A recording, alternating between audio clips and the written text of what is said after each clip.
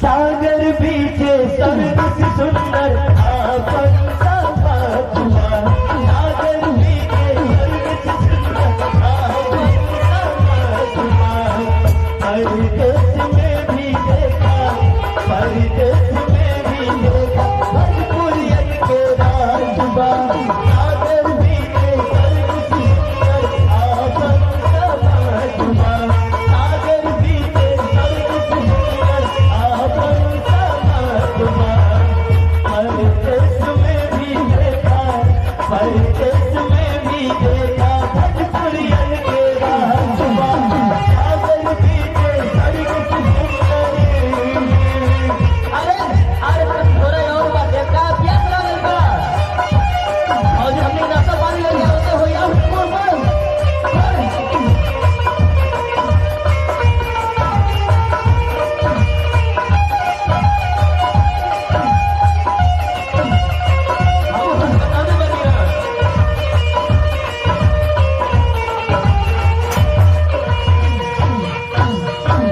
घर लाल बजाए राय, घर घर शिव की सुहाना। हर नारी के मांग की सीरन भोले लाल बजाना।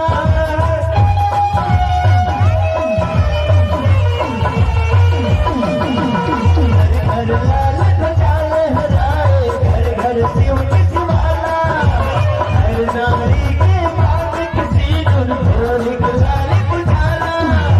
भोले घाट पाले बाबू है सबसे सारे माटी के मांग मुड़ियन साला। सागर बीचे स्वर्ग से सुंदर आपन समात्मा। सागर बीचे स्वर्ग से सुंदर आपन समात्मा।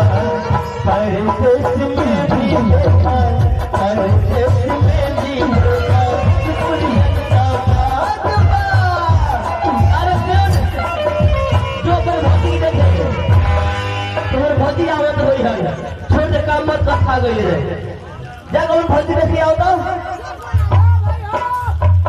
क्या बताएं आज सारे ने खा लेके चले बारे पता ना केन को खेत बा केन को अच्छा हमारे का रास्ता ना होता है ए मंगो